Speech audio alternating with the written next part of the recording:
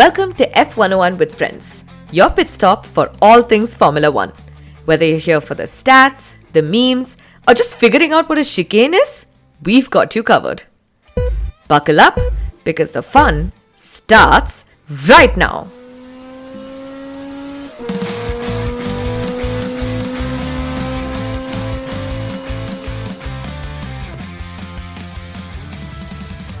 Hi everyone, my name is Nisha, a newbie F1 girlie who is desperate to make more friends so that I can talk about this sport all the time. Each week, a new guest will join me on this journey, from seasoned F1 fans to other curious newcomers, and we will explore what it is about this million-dollar sport at gravity-defying speeds that we just can't stop watching. We'll try to break it all down in a way that's fun, relatable, and hopefully try to explain some of the tech talk. We're back in Budapest, and today we're taking you to the twisty, sun-baked Hungaroring, host of the 2025 Hungarian Grand Prix, and one of the most technically demanding circuits on the calendar. It's tight, it's twisty, and it's often called Monaco without walls, for a reason. Drivers barely get a breather here, and neither do we. Joining me again is our Hola Barcelona buddy, a massive Lewis Hamilton fan who knows this track not just from TV but from the grandstands. And we had to have him back because if there is one place where Lewis has left his mark more than most, it's right here in Hungary. Spoiler alert, he's won here a lot. Welcome back to the show, Mehul. Hello, thank you so much for having me back, Nisha. I'm so excited that we could bring you back, and a lot of people really liked the episode that you were in before in Barcelona. Right. So I wanted to bring you back for Hungary, especially when you told me that, these are the ones that I've been to. Yes, excellent. I'm bringing you back. Thank you. It's great to be back. I loved filming. I'm recording the last one and hearing it back. I got so much good reviews from your podcast. Everyone started listening to all your other ones. So yeah, it's great to be back. That's awesome. But before we talk about Hungary, I want to take a beat and talk about the sprint weekend at Spa-Francorchamps. So what were your highlights? What were your lowlights? Right. So should we start with the lowlights first or the highlights? Sure. Should we start with so we can start with the bad stuff and let's then end on a good note. Yeah, exactly. Yes. All right, sure. So, first of all, the race was delayed for 80 minutes. And the race already is such a build up, and the rain and the delay. I felt really bad for the people who are waiting there in the rain for the show to start. I know. Yeah, I've been in races before where the weather's been bad or there's been a safety car incident on the track. So I couldn't even begin to imagine how bad I felt for those people standing there in the cold, in the rain, damp. I know. So that was a low light. Just waiting for no action, right? And exactly. I know the FIA wants to be really careful and make sure that there's enough visibility, right? But they're forgetting that Spa is best in the rain, and it is. For some reason they stopped. They called the red flag exactly when the rain stopped. Exactly. And it was oh my God. Yeah. And now we're going to have to wait through this. Exactly. So that was also a low light. But yeah, other than that, Lando made an error where he was losing time near the end, which I think ultimately lost him a lot of margin with Piastri. So that was a low light as well. Yeah. So what were your highlights then? So highlights, I have to give it to Oscar. He's been doing so well. Yes. And, when I saw, this already, but for the listeners, I did see Lando and Oscar 2 weeks ago before, 2.5 weeks ago now, before the Silverstone Grand Prix, and they were so excited. And when you see them, the atmosphere, you can tell Oscar's so confident, when he's talking and when he's on stage, he knows he can do it. And so it was really great to see him, build more points in the leadership board. But then it was great to see McLaren get their 1-2 because they have just been putting it in. But my ultimate, of course, let's go back to Lewis. Let's take it back to Lewis. For him to, gain and finish 7th from 18th, I think, that it was great to see that. And also you could see that possibly positive changes have been made in the car for that to be possible. But then it was a wet race and, things were in his favour. That's what I try to think, like, is the car good or is Lewis just driving the hell out of a tin box, right? Right. Because you can never tell. Because sometimes, even with Max, right? Like, that car is, I mean, that whole team is a dumpster fire at this point. But for him to still be fighting for wins, it definitely talks about his talent and his skill. Exactly. And it's the same with Lewis Hamilton. Yeah. Right? Absolutely. But the thing is, for Max, it's very obvious because Yuki is struggling in that car.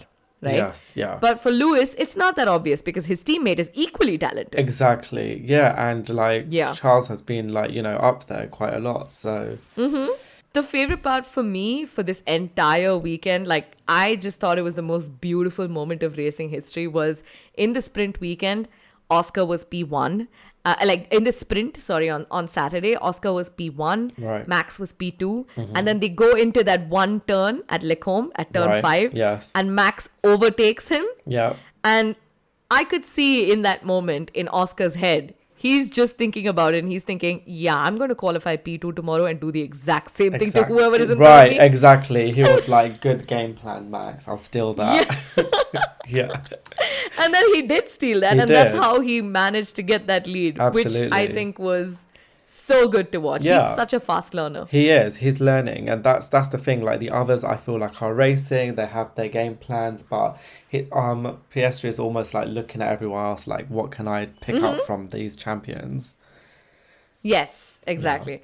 Which is helping him, and I don't know. It makes me feel good because I think he's gonna be the WDC this year. I know you would. So. Would you rather it's Oscar or Lando?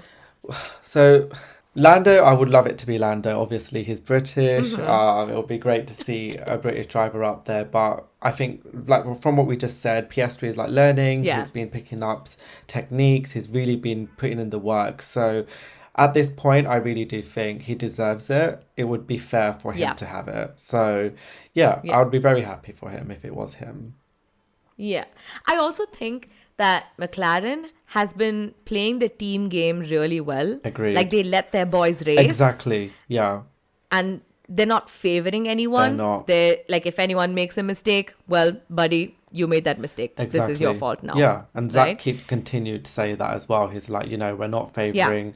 The boys know the rules. They're going out to race. They are respectful towards each other. And, they're playing fair. Yes. I love that about them. I think a lot of teams have failed that in the past. McLaren themselves weren't perfect at it last year. Exactly. But they've really got their strategy down. And it's very fun for us to watch as viewers. It really is. Yeah, it is fun. The next fun thing that we're going to see this weekend, of course, is the Hungarian Grand Prix. Yes. This GP is one of the most iconic staples of the modern F1 calendar. It's got tight corners, dusty track surface, and notoriously limited overtaking zones. So it's a real test of driver skill and patience. Yeah. Some quick facts about this race. The Hungarian GP was actually held in 1936, and then after F1 officially began, it came back in 1986. This is a clockwise circuit. Drivers will do 70 laps around this 4.381 kilometer circuit with 14 corners and just one DRS zone. Look, this is basically Lewis land for me. He's won here 8 times, and that's the most he's ever won on any track, and he's tied with Schumacher's record in France. So the Hungarian Grand Prix is just as special. It's Lewis level special. With Ferrari bringing in updates, I'm really keeping some high hopes here. I hope so too, because I'm happy to see Lewis's progression over the many races. Him and Oscar are the only 2 drivers who have scored a point in every single race, right? Yes, yeah. I don't want that streak to break. No, I know. No more streaks need to be broken, please. Ferrari, please. The very first Hungarian GP pulled in a massive crowd. There were over 200,000 people who showed up, even though the tickets were quite pricey even back then. These days, the vibe is still electric. Locals make up of about 10% of the fans, but it's the visitors, especially the Germans and the super passionate Finns, who really turn it into a party. And it will continue to be a party until 2032. That's how long we have this track contracted. Yeah, so the F1 trophy is different for each race. Now, a fun fact about the Hungarian Grand Prix trophy is that it's a literal piece of art. Crafted by the Hungarian porcelain manufacturer Herend, the trophy takes over 6 months to actually make and features intricate hand-painted designs rooted from traditional Hungarian motifs. It's a symbol of national pride, and it's just as much of a glory as racing in Hungary. But in 2023, that symbol met an untimely end thanks to a certain papaya pilot. So after Max Verstappen's dominant win, Lando Norris was celebrating his second place finish by performing his signature move, which was slamming the champagne bottle on the podium step. And he knocked Max's delicate trophy off the stage, sending it crashing into pieces. Right. Herend had to painstakingly remake the entire thing. And Max laughed it off, mostly. And Lando had issued a sheepish apology. And he was told that he's never allowed to touch Max's trophy again. Yeah, and he's been so careful since, hasn't he? Like, you always see him quickly move the trophy or just, put it down rather than just before he's about to spray the champagne. But so we've seen a picture of what the track looks like, right? And I know it's a weird one, but how would you describe the track? Like, what everyday objects would you use? Well, the track is a weird one for sure. It actually looks like a pointy knife that's been resting on top of like a boot turned sideways. Yes. Yeah, you actually have to picture this track in two parts. So turn 1 is the pointy end of a knife and turn 14 is like the butt of the knife. Right. And then you have the boot that starts at turn 2 going to turn 5, which is the pointed toe. Turn 11 is the heel of the boot, which goes back to turn 13, the rim of the boot connecting back to the knife. So let's take this sector by sector. Okay. Sector 1. The opening sector is where the knife does all the stabbing. Turn 1 is the pointy tip of the knife. It's the biggest overtaking zone on the track. It's a heavy braking right-hander at the end of the main straight. It's sharp, slow, and unforgiving, often catching out late breakers or over-eager lungers. This is where the race starts and gets spicy and all of your strategies can unravel. Then comes turn 2, which starts to curl us into the rim of the boot. It's wide and sweeping uphill to the left, but surprisingly narrow on the racing line. You have got to be careful on exit here, especially if you compromised turn 1 or picked up some of the dirt. Turn 3 is a kink that sets the tone for what's ahead. It's fast and it's barely a corner in the dry, but in the wet, like we saw in 2021, it's chaos. Right, so let's have a look at Sector 2. This is where the boot flexes. The track gets narrow, rhythm gets rapid, and downforce is most important. At turn 4 is a build, uphill left-hander, the driver's corner. You fling the car and trust the grip. This corner has seen, massive offs over the years, side eyes to Magnussen in 2020, but it's also unofficially called Mansell's corner. Turn 5 is the boot's pointy toe now. It's slower, wider, and super awkward. Braking stability and patience matter here. Turn 6 and 7 form the chicane, and it's like a quick jab in the middle of the boot, notoriously bumpy curbs, and it's easy to overdo it here and either wreck the lap or the floor. Then comes the flow. Turn 8 through to 11. Fast changes of direction, almost no straight line, and barely room to breathe. Turn 11 is like the heel of the boot. It's gusty, high speeds, right-hander. Get it wrong here and you're into the gravel. Just as Alessi found out in 1995, Alessi also is the unofficial name for Turn 11. Sector 3, the final sector, is short but crucial. It loops us back around the boot into the butt of the knife. Turn 12 is medium speed and tricky, easy to lock up, harder to nail consistently. It sets up the tempo for the final push. Turn 13, a long left-hand sweeper, is one of the most old-school corners on the calendar. It's wide but not generous. Car positioning here can affect your tire life and exit into the last turn. And finally, turn 14, the butt of the knife, a slow right-hander that feeds into the main straight and onto the one and only DRS zone. So, Mehul, Right. what are your podium predictions? Podium For the predictions Hungarian here. GP. This is definitely a track where anything is possible. Like, I honestly think anything's possible here. I've watched the race for a few years at the Hungary Grand Prix, and there's been some surprises here. For this year, my predictions are pole position, Oscar. Okay. I really do think he's got the confidence now. We might see him Yes. get pole. P2, I want to see Lando, following on with the McLaren 1-2. And then third, obviously, I have to back my brother here, Lewis. I would love to see him get his P3 here. It's a track that we've already spoken, he knows really well, and he's won here. I've seen him on the podium here myself, and so it'd be really nice to see him P3. What about you? Okay. You know what? I'm gonna stick to Oscar, yes. Okay. Oscar Lando. I feel like a McLaren 1-2 seems to be like a shoe-in now. Exactly. For every race. Yeah. Unless one of them pulls off some crazy move and then shunts themselves Yeah. into the corner. Yeah. Right? But also, like, because this is one of the tracks where there's very less overtake, I feel like whatever is on qualifying is going to be exactly as Exactly. it is going to be the same on the race day.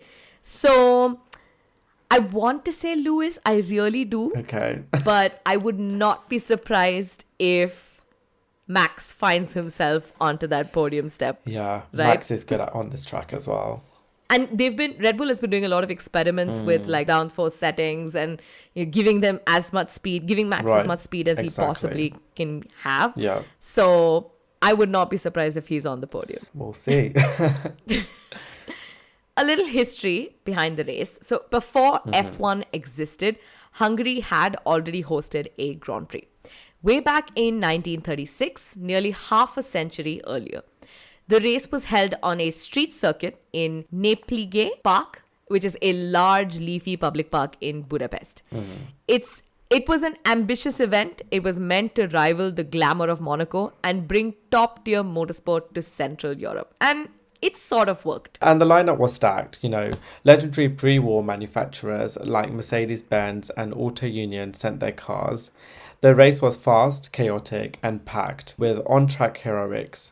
But the biggest shock came when the driver for Italian car manufacturer Alfa Romeo pulled off an absolutely masterful win, beating the powerful German mechanics. It was a moment of defiance during a politically tense era as Nazi Germany automakers were heavily forced and state-backed. Yep. And in the years after the political tensions and World War II, it meant that motorsport in Hungary disappeared from the international scene for nearly 50 years. So in a way, the 1986 Hungarian GP wasn't the first. It was almost a revival, right? A second act. And it proved that Hungary and motorsport were always meant to cross paths. Yeah, and in the mid-1980s, F1 was booming in the West. Glitz, speed, turbocharges, excess.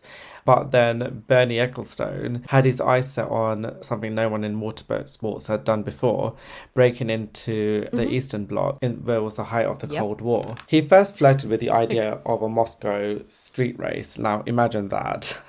But after too many logistical and political dead ends, his attention shifted south to Hungary, a Soviet-aligned nation, but was slightly more open to Western influences, especially when there was more money and global exposure involved. So Bernie pitched the idea of hosting a Formula One race to the Hungarian authorities, and remarkably, they agreed. Not a demo run, not a one-off, a full-blown Grand Prix. This was huge. F1 would become the first major international sporting event to cross the Iron Curtain.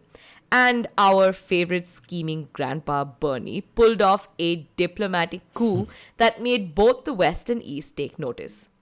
In just 8 months, Hungary built an entire circuit from scratch, the Hungaroring, carved into a natural bowl in Mogorod, just outside of Budapest.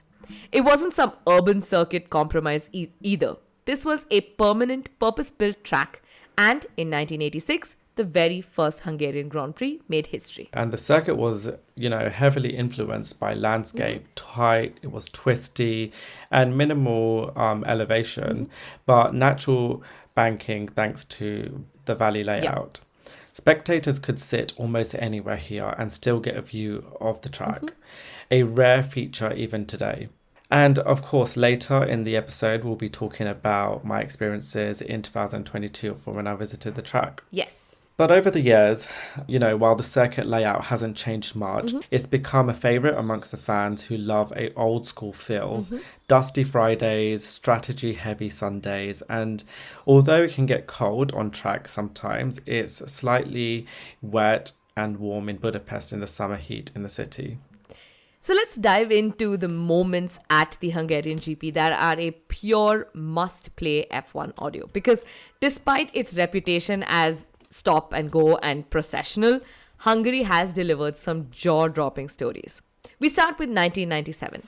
Think of this as motorsport's ultimate underdog story, right? Damon Hill, literally the world champion, driving for Arrows, a team most people barely remember. That season, Arrows was struggling, but at Hungary, everything clicked. Hill qualified mid-pack, then led most of the race, even overtaking Michael Schumacher's Ferrari on pace alone. He was within half a lap of winning, and that Arrow's Yamaha chassis was slower than his previous Williams car. Sadly, the midfield car just ran out of juice in the final laps and he finished second. The trophy was bittersweet, but the day, legendary. Now let's talk about what happened in 2003 when Fernando Alonso's first career win. Yes. Now, at the age of 22, it feels like I'm always speaking about Fernando Alonso's age, by the way, when we do our podcast. Really? I feel like it's always like slight shade towards his age because of it's like the facts of all his wins and everything. Also, funny fact, we're actually recording today on the Alonso's 29th birthday. of... Yes, that's right. And it's his birthday, right? So, happy birthday, Alonso, Yes. if you're listening. But yeah, no, let's talk about his, epic win in 2003. Fernando Alonso arrived in Hungary in a Renault, starting from pole, cruised his first ever win, becoming the youngest Grand Prix victor at the time. And he didn't just win, he, dismantled the field, lapping Michael Schumacher along the way.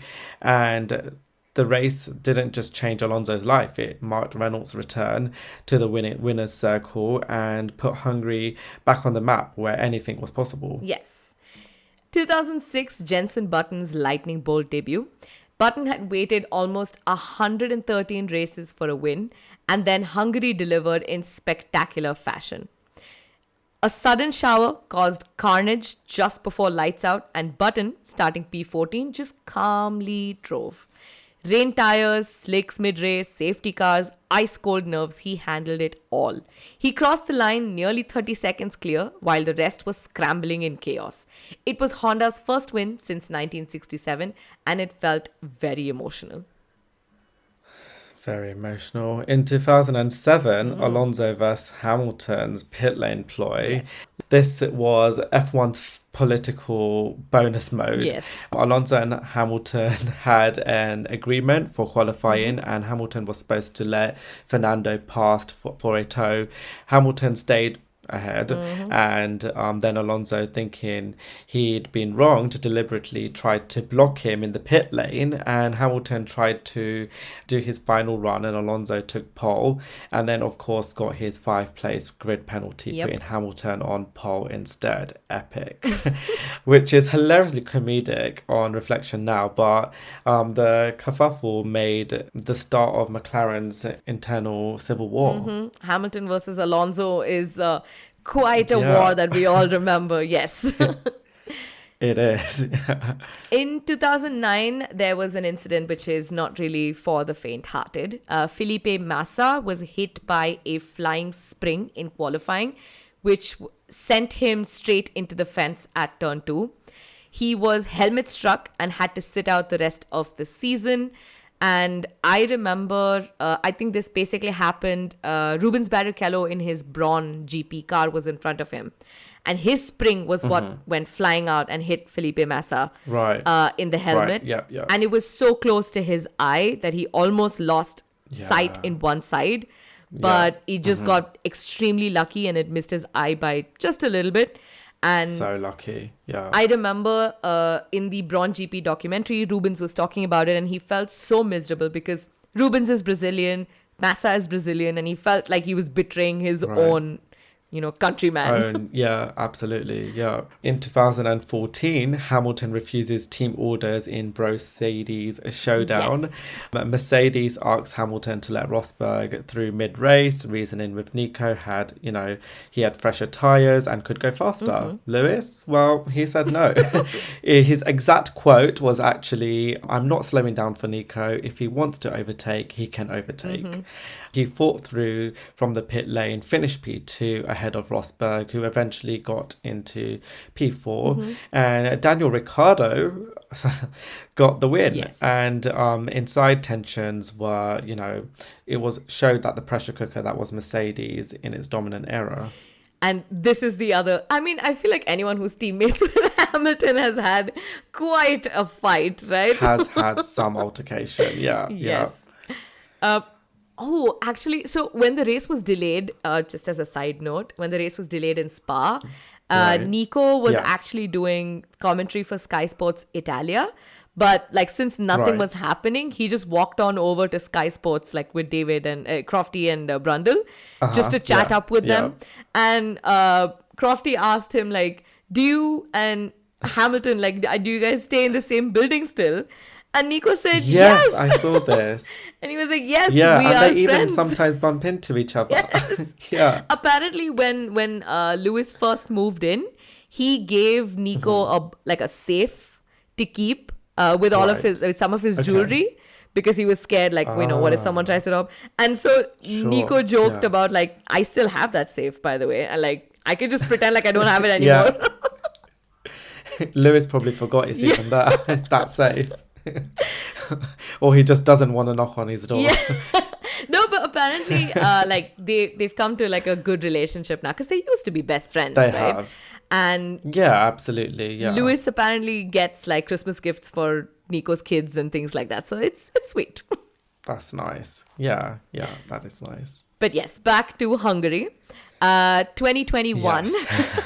2021, Ocon, Alonso, Hamilton. Right? This one had everything. Bottas crashed massively on lap 1, taking out several cars. Hamilton restarted alone on the grid because everyone else pitted. Esteban Ocon found himself leading and then held off Sebastian Vettel and a charging Lewis Hamilton, who had clawed up from last place. Fernando Alonso behind Hamilton put on a defensive masterclass for 10 laps, and Ocon took Alpine's first ever F1 win, which is emotional, chaotic, unlikely, and overall perfect. That was a shocking race. Yes. Very entertaining. So let's rewind to Budapest 2024, where McLaren turned chaos into a masterclass, and Oscar Piastri drove like he'd been waiting for this all of his life. At the start, it was a three-way brawl into turn 1, and Oscar managed to leapfrog his teammate Lando Norris, diving into the lead. Late in the race, however, the team gave Norris the better tyre strategy, allowing him to lead, but only temporarily. Cue the radio drama, team orders. Piastri was told that Norris would need to hand the lead back. Norris didn't immediately comply, and he drove hard, defended for over 20 laps, and finally on lap 68, relented. And just like that, Piastri secured his first ever Grand Prix win, and my God, it was awkward. This year, like we spoke about, McLaren is doing a better job at handling the two drivers, letting them race, and I'm glad they found their footing. Because I remember that radio to Norris where his engineer was basically begging him for at least 10 laps. Remember every Sunday, Norris, this is what we have to do. Yeah. Don't it exactly. Like he was coddling a guy who's driving a car at 300 kilometers per hour. He really was. Yeah, I remember that. But then, Lewis Hamilton in that year as well grabbed his third, adding to his historic 200th podium, to his record. I really wish I was there for that one, actually. He, tangled with Max Verstappen in a late lap contact, but Stewart's decided no foul play, thank God. And there was no penalty. But yeah, on the other side of the garage, Mercedes' George Russell gritty drive got him a P8 finish. Yes, that was pretty good for Mercedes at that time. We are having higher expectations on Mercedes now, though. We are. And I think like George won here in 2022 in qualifying. Yes. So I feel like it was a race that he really wanted to, do well in. So at least he was still in the points. Yes, true. Verstappen's race was messier than usual. A late race tangle with Hamilton cost him time, but not a penalty. And he never really looked like a contender for the win.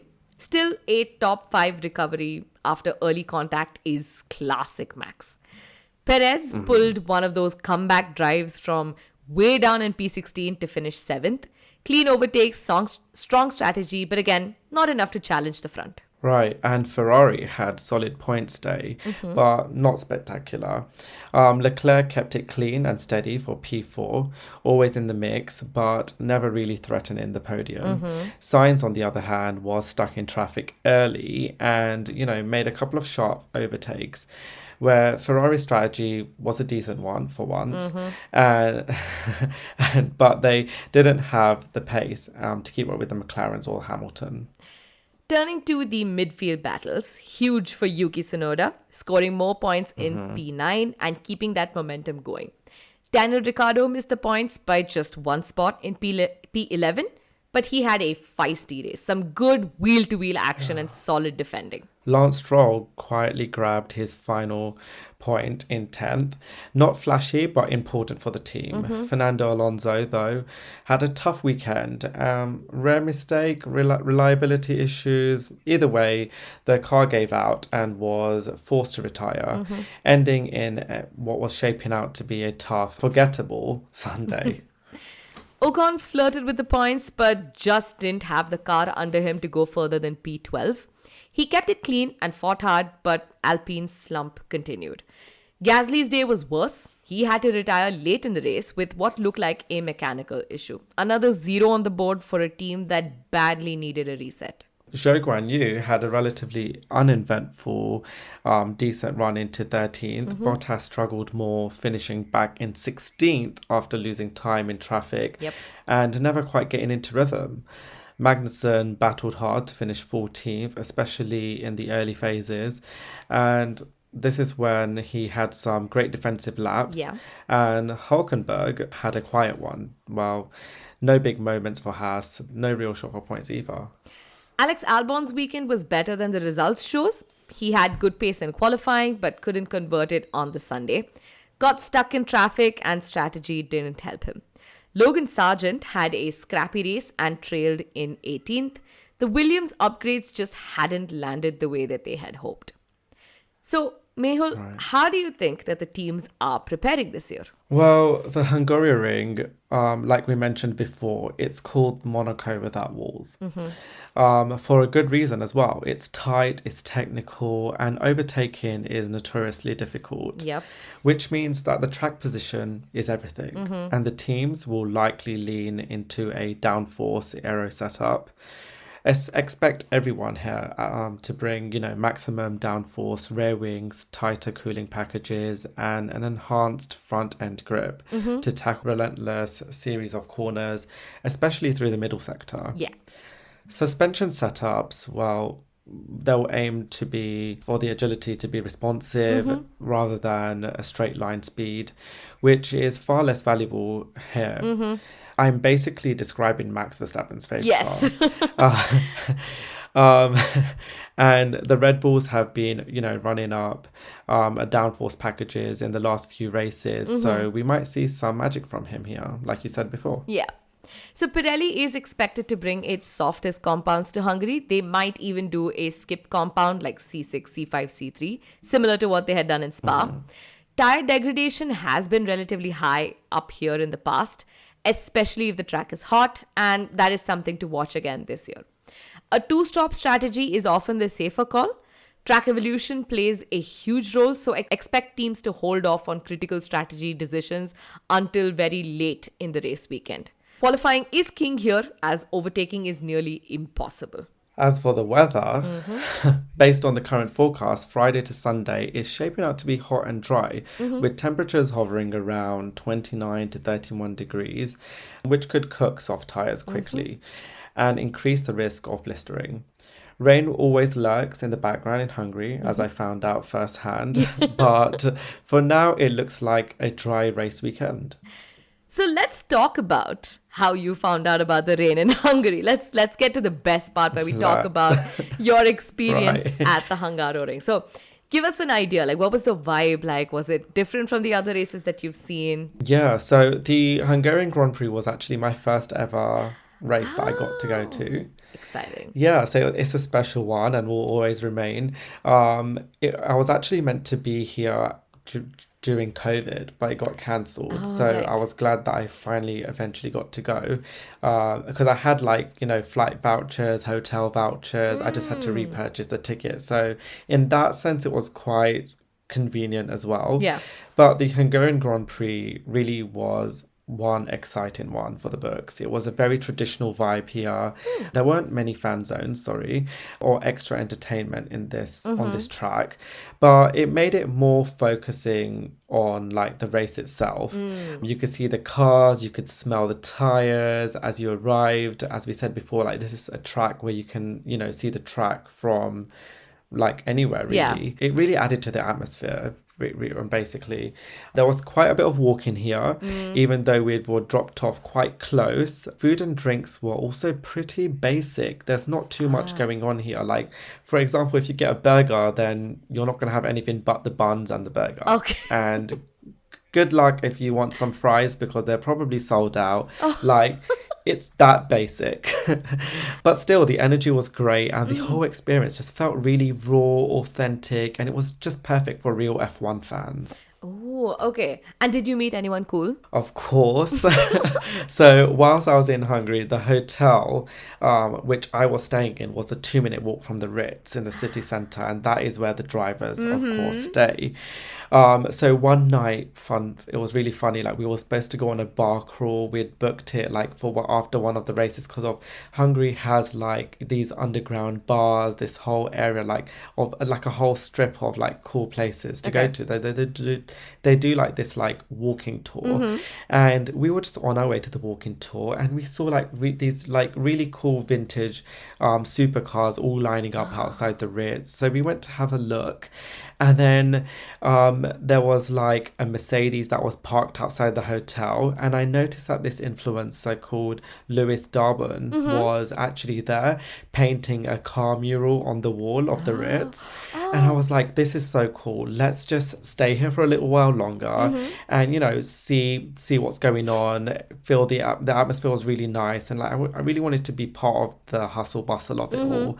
And so, funny enough, I actually bumped into Lewis Darbon another day. He was coming out of Louis Vuitton. There's a lot of Lewis going on here. I was Lewis Hamilton, Lewis Darbon, Louis Vuitton, Louis Vuitton. So it was really nice to meet him and speak with him. But that night, when we were out there, he finished painting the mural on the wall.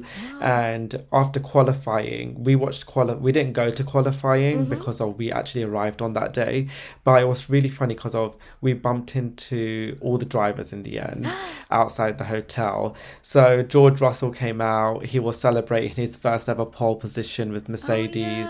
And we got to see Yuki and Pierre and a lot of the drivers, really. Unfortunately, Lewis and George weren't allowed to come up to us like all the other drivers were again, like before, because of COVID restrictions. But it was nice, and I actually ended up on Lewis's Instagram story that time as well. So it was a pretty cool moment. Yeah, Do you have a screenshot of that story? I would have it framed. I do, and it's because I don't know why I didn't screen record it. I took a screenshot, and I'm this like blurry little blue stripy person in the corner. But I sent it to my work group chat with an arrow going, "That's me," and they were like, "Are you sure?" And I was like, "Yes, that's me." Oh, but that's cool. But like, how much of the track did you see? Was it worth seeing it live? Yeah. No, it's absolutely worth seeing live. The track I sat between 10, 11 and 12 in section 5 of the fan zone. And it's just that one is a corner. It's just like a few corners away from the pit lane. Yeah. So you really see like, you can see the celebrations are starting to form down the pit lane area. It was a really good spot because I had views of corners at both ends of where I was sitting, the start and the finish. So you get to see the cars for a little bit longer as they come around both corners, and then you have like the straight down the middle, so that's really cool as well.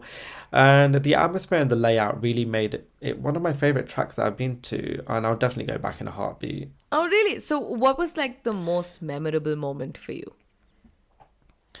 So the most memorable moment, the most memorable moment definitely has to be meeting the drivers, because for someone to go to their first ever race and to meet the drivers like outside the hotel, I think like all my friends and family were like, "Oh wait, we've got to come to a race with you because we never knew it was like this." And I was like, "No, that was only just by chance that I got to meet them." But on the track, the most memorable part was obviously Lewis being on podium. It was like magic, and we ran onto the the track at the end, and this was like the end of the world had come. Like if you were watching this in slow motion, we were like grabbing each other's arms and linking arms, and there was people with like running with like all their like picnic bags and everything, and they were like leaving stuff behind that they didn't want to go back for because they didn't want to miss Lewis on the podium. And so yeah, that was like my favorite part, to see Lewis on the podium. And it was not so long also after Lewis and Max's Abu Dhabi situation. And so the teams, even though they were trying all their best in marketing to try and like, link these guys together again, form a friendship, and they were saying, we want to be respectful to one another, there was still a lot of animosity between the fans. And you could sense that in the city as well, because in the city everyone's walking around with their merch on. It's quite a relatively small city, so you would see like everyone with their merch, and it's great because the whole city is planned for it. But I could sense that there was a little of animosity between the fans. So this run, I was like, please, like, no one push each other over. Let's just all be respectful. But yeah, that was definitely my favorite part. It's funny because we started the Hungarian GP like in Cold War, and the experience that you're describing is essentially a Cold War. It felt like I was in a Cold War. Like if you watch scenes from it in slow motion and put some theatrical music onto it, that's all you need. Great, let's do that for the reel, for the F101 page. Send me all the videos that you have. I'm going to slow-mo it and put like some Honestly, I will try and find some footage. I was trying my best to film whilst running, so I do definitely have some stuff. Fantastic. But what would you like for a first time visitor? What would be like some good tips and tricks, and like what can they enjoy at F1 and generally just around it? Yeah, absolutely. So I think there is a pit lane walk available now. Okay. I think it's on Thursdays, if I'm not mistaken. But it wasn't around when I went because of the whole COVID restrictions stuff. But there's a lot going on in the city. So when you arrive in the city, you will see everyone in their merch. You'll see everyone wearing merch on the flight as well. So it's you're going on an F1 plane, especially if you're in Europe. Everyone's going to be wearing their merch. And it's really nice because of the atmosphere almost kicks in from the get-go. Like you will go to your gate on the plane and everyone will be wearing their merch. For the track, I have a funny story for you, but I'll come to that. Okay. When you are in the city, there's not nothing really going on F1 wise. Mm-hmm. All the pubs and bars are all playing F1, so Yeah. that's the win. Oh, So wow. if you don't feel like going to the track that day, or you don't have the tickets, rest assured you will not miss any of the action. Okay. When you get to the track, I would recommend driving there. You can also get public transport, but the thing is, because it's a small city, you're going to be waiting for a long time in queues to get onto a train. But you're going to be in traffic as well, nonetheless. So it's a tricky one, but Yeah. I would drive there if you could, if you Okay. can, like book a car. When you get to the track, you'll see lots of merch shops on your walk up. It's a massive incline wherever you get dropped off. It's an up and down outside. So whereas it's not on the track, you're going through it and the inclines walking to the track. I see. This is where you can buy merch. I would definitely recommend buying your merch beforehand because unless you see anything special here, the merch is in pounds, it's 10 to 20 pounds more expensive, and it does rack up when you buy a few items. As for food, I would definitely recommend taking your own food. Yep. The food there, as we already said, is very basic, it's very expensive. You're going to be lining up for food for a long time to be disappointed. And the same for the drinks. The thing that the Hungarian Grand Prix does, which I love though, is they have these plastic cups, which are like souvenir cups that you get to keep. Oh, okay. So if you do buy a drink, you get this cup that you can sort of take away as a souvenir. And each time I brought a drink, I was like, "Yep, I'll have another one." And like, it's a nice. collectible. Yeah. So yeah, that's basically the main tricks and that I would say to enjoy. Now the funny story was Yes. I booked a car to get to the track. Now the cars have to be F1 approved to be able to drive onto the circuit itself. Otherwise they're going to drop you off somewhere on the main road, which is fine as well because you can just walk there. But we had an F1 approved one. Our driver, his colleague was meant to pick up someone else in a neighboring hotel. Okay. And he said, my colleague has fallen ill. Do you mind if we also pick up the other two people? Yeah. Now we're in an 8-seater car, Nisha. So obviously we're like, we can't be selfish. Let's, take the other two people as well. And, be like, have the sportsmanship and so on. Right. So we arrive outside the other hotel and there's these two guys zipped up with their raincoats standing there in the rain. I think they were from Switzerland. Okay. And they were both just standing there, and the driver was like, "Do you want to see who it is first before I allow them in?" Joking around. And we were like, yeah, sure. So without opening the door, he just because he opens the electric door himself. Right. So he just got the window down, and we were like, "Hi," and my friend was like, she was like, "What team do you support?" before we let you in. And of course, we've just spoken about, the whole rivalry the and Cold stuff War between the teams. And so one of the brothers he pulled down he could see us in our Mercedes, He pulled down his zipper and he was wearing Red Bull merch. And both of us just looked at each other and started laughing. And obviously he started laughing as well. His brother, he had just been tagged. He was just tagging along. He didn't support any team. So we were like, right, he's sitting in the middle. You're sitting in the end. But we'll take you with us. So they got into the car and... but they were really, really cool guys. We spoke all the way there. We were like, they also understood all the wrong happenings in Abu Dhabi and so on. Like there was no, there was no drama to say. Nice. We were like getting along really well. And it was a really long journey. We was in the car and they were like, who are you guys? Because of because we were all shocked. There was a lot of traffic. Some of the drivers were driving in front of us with police escorts, and our driver, being the rebel he was, drove right behind them. So here we are, also being escorted to the track, or I don't know if we would have made the race. And they were just looking at us like, are you guys like something to do with F1 or something? And we were like, yeah, we are.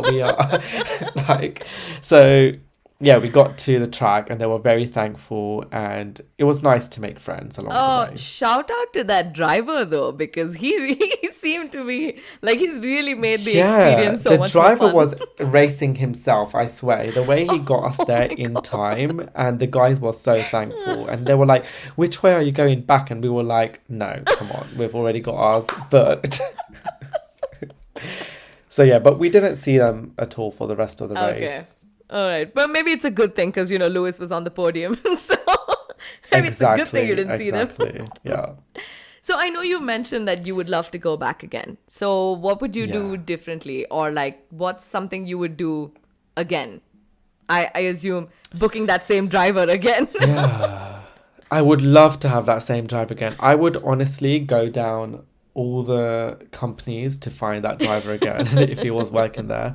What would I do differently? I would definitely arrive there a day earlier. Unfortunately, we were trying to make up for the vouchers we had and the flights we had. Right, So I yeah. had to go for the same sort of time span. But I would definitely go a day earlier, definitely attend qualifying rather than just watching it. Because it was as nice as it was to see George after the race, it would have been nice to see Yeah. him actually win the race. Yes. Since we was there already, like, half an hour away. Yeah. So I would definitely arrive at the race and in the country, earlier.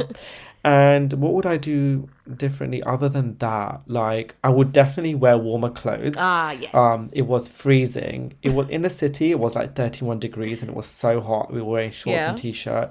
On the track, it was so cold. People brought their duvets with them. Oh my God. Like, literally, no lie, there was someone sitting in front of us with a duvet. I'll actually send you a picture. I have a Oh, picture wow. of them. And me and Kieran, my friend, we were just sitting there going, we would love to share that duvet with them right now because we were shivering. And so when we see races where it's raining or it's cold, we have like PTSD from it because it was so cold. I can imagine. So that's the only thing I would do different. Other than that, I would do the same. I don't mind sitting anywhere on the track. It's just nice to be there. Yeah. But yeah, that's really it. Oh, that's so fun. But this was very educational. But yes, that Right. is a wrap for us on the Hungarian GP. But Mehul, what is your boldest prediction for the rest of the 2025 season? Oh God. If it isn't obvious already, even though I would like a British Yes. McLaren driver Lando to win the Yes. championship, I have a feeling this one's gonna be Oscars, and so if it was to be a bold prediction, it would be great to see Lando up there. Yep. But I honestly think my prediction is that Oscar's gonna win the championship. I think And I'm with you on that yeah, one. it will be nice to see. It will be nice to see them get close to a battle. Yes. In Abu Dhabi, but as it's going, I think Yes. Oscar's got it. I think that's what I would like to see, like a fight to the Yeah. finish. I think that one would be really Exactly. fun. Yes. Yeah, I imagine agree. they were both like at the same point, Yes. like how we had Lewis and Lewis and Max, yes. and then they went for it. That's why I can't bring myself to go to Abu Dhabi because we just haven't got to a race as exciting as the one Yes. we had Lewis and Max at. So this might be a good one to be at if Maybe anyone's already got tickets. I'd Yeah. be pretty excited to see if that works out that way. But yes. Absolutely. It is the summer break, which means there's no races for the next 3 weeks. But don't worry, I do have something planned for the break, which should be fun to listen to, so stay tuned for that. To our amazing listeners, what do you think? Drop your hot takes in the comments, send us a message, or tag us in your wildest predictions. Don't forget to follow, subscribe, and share F101 with friends, because this community is just getting started. If you have any queries, or you want to be a friend on the pod, or if you just want to know more about the Hungarian GP and you want some tips from Mehul, please reach out to me on Instagram. I will make sure to connect you to him. Absolutely. The link is in the description. A special shout out to Ashwati and Kevin who support the podcast and also my mental health. Thank you, Mehul, for coming back. I've been your host, Nisha, and we'll see you on the next episode of F101 with Friends.